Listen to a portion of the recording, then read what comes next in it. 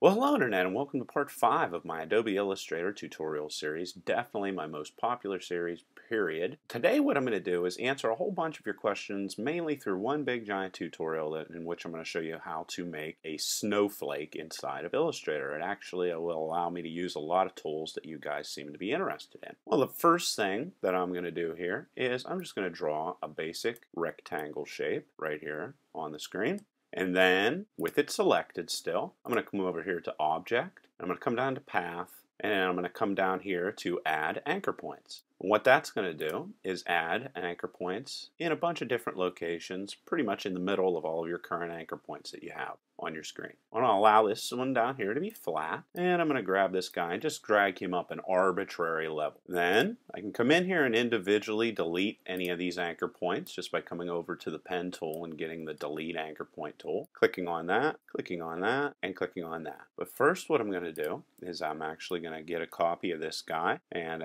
as I drag it, I'm going to hold down the Alt key so I can make a copy of it. And then just to make everything here real quick, also you can delete anchor points, of course, by just selecting them with this direct selection tool that's over here, which shortcut for it is A, and then a shortcut for the main selection tool, which selects all your paths at once, is V. And I'm going to be using that throughout the rest of the tutorial to speed everything up here a little bit. Pen tool, also the shortcut for that is P, and I'm going to come in here and I'm going to join these paths right like that. So now this is one complete path.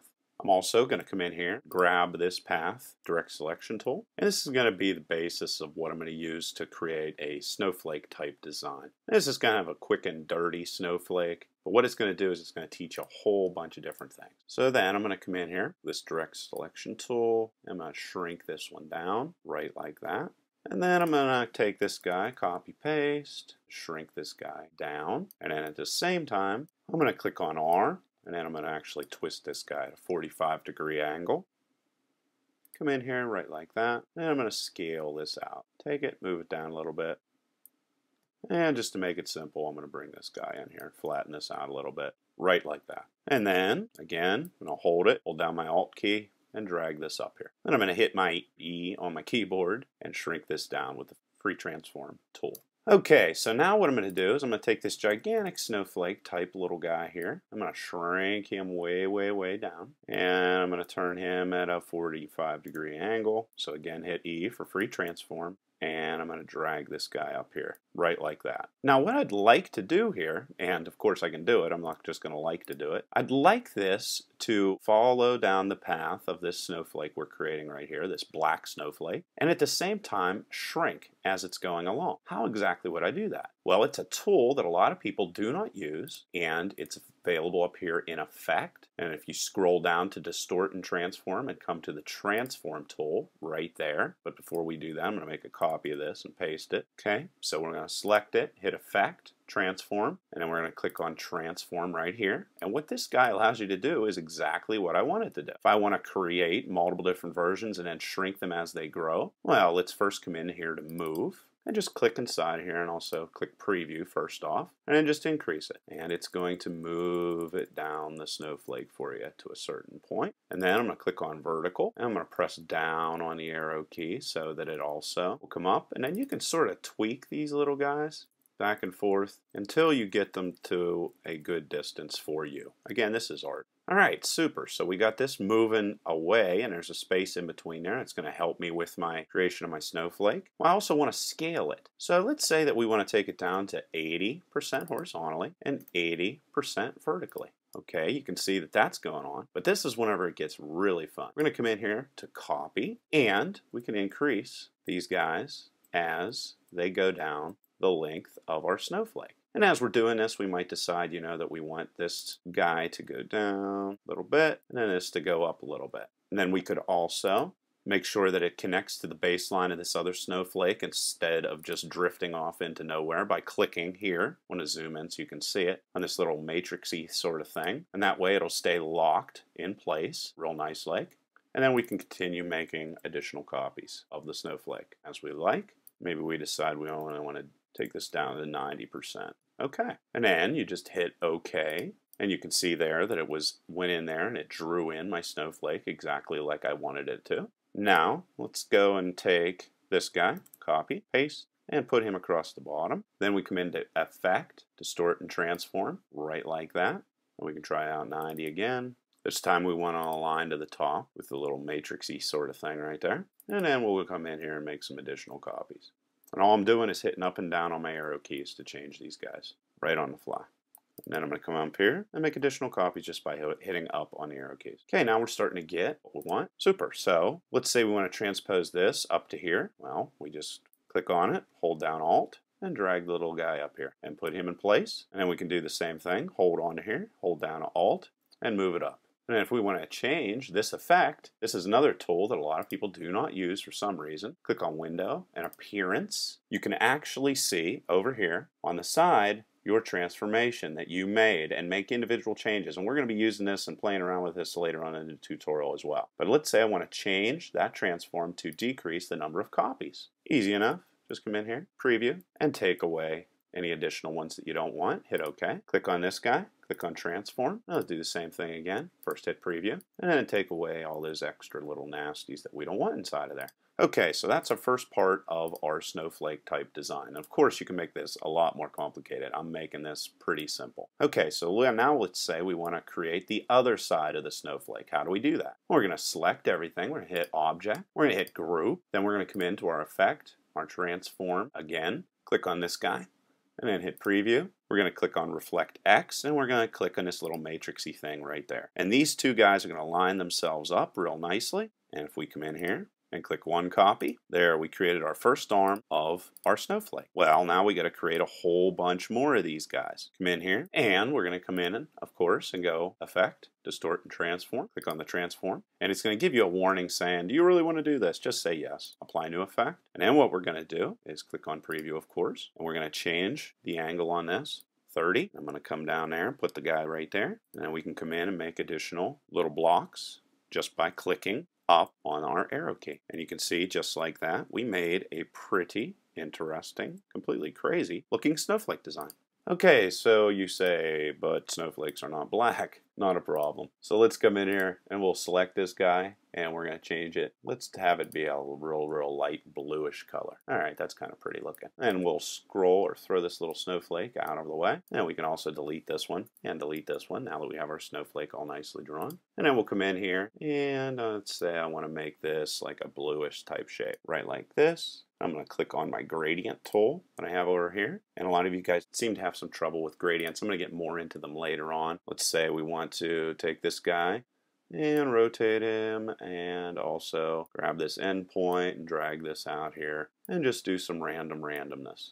Now we'll just do that right like this. This is a radial blur, by the way. And then we can come in, grab Mr. Snowflake, drag him over here. Object, arrange, bring to front, right like that. Click on E. And we could scroll Mr. Snowflake down. So let's say I want to go and I want to actually create a different outline. First, let's make this guy white, just to simplify the whole thing.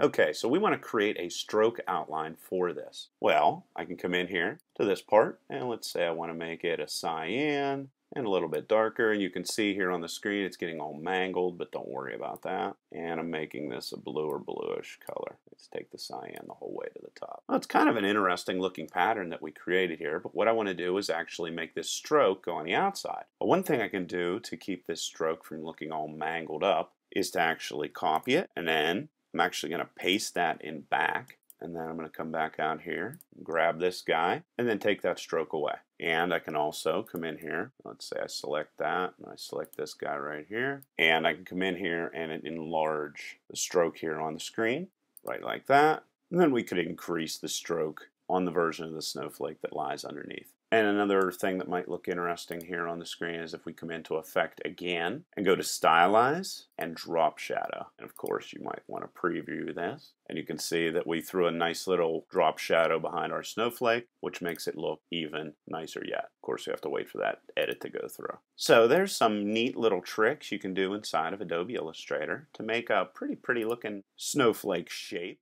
Okay, so I showed you how to make something kind of pretty and cute. So now to offset that overall cuteness, I'm going to show you how to make something kind of grungy and nasty. And I'll make all of these files available on my website if you want to download this cute little snowflake. Let's grab this little snowflake and get rid of it. And now I'm going to show you how to do something really cool with text. that you guys probably don't know about. Okay, so let's come in here and let's type a word like grunge. And I'm using Myriad Pro, which isn't a very grungy sort of font, but it's going to get grungy really, really fast. Alright, so let's choose a color that's more grungy. So I'm thinking like a greenish, nasty brownish. Alright, I kind of like that color. So we got our green grunge. Now how are we going to grunge it up? Well, you're going to see over here in your brushes panel, you're going to see some brushes here you've probably never seen before. And by the way, you can access all these brushes by clicking right here. And then go into Open Brush Library, and there is actually something called grunge, and you can see it, and I transported some of those guys over here already. And as well, there's some other interesting looking things, and if you want to take any of these and save them for another time maybe, just drag them over here and drop them into your brush library that you have right here. Okay, close that up. Now for the neat part. Okay, so I got my text selected, and let's say I want to add a stroke to it that is going to be editable, that is going to allow me to add these brush strokes to the outside of it to make this look really cool. How do I do that? Again, come over to the Appearance tool. I'm going to zoom in here and come down here to this button, and that will create a new stroke for you. And let's choose a grungy type of color for this new guy. Pink is not grungy. Maybe like this orangey sort of color right here. Sort of just going by ear. Now, since I have this stroke created here, I can come in and click on this brush, and automatically it's going to throw this new brush stroke over top of it. It's going to outline it with this grungy sort of thing. And you can also use this to create pretty things, of course. And let's say that you want to continue to make this look grungy. All you do is come in and create another stroke. And then this time, let's say we make this a greenish type color for our new stroke. And there you go. And then you could become more extreme with it. Maybe click on this guy right here, which is maybe a little bit too much for you. If it is, no problem. Just come in here to the opacity area over here in Appearance and click on that. And let's say we want to drag our opacity down to say 45%. Now you can get your grungy type text right here. And what is really, really cool about this is editable text. So let's say I wanted to type in psycho instead. I can. And I did not have to outline this text. It is totally editable text. So there is another really cool thing you can do inside of Illustrator. And for the final thing, I'm just going to show you, this also is a neat trick you can do with the Appearance tool. Let's say you want to create automatically editable fills behind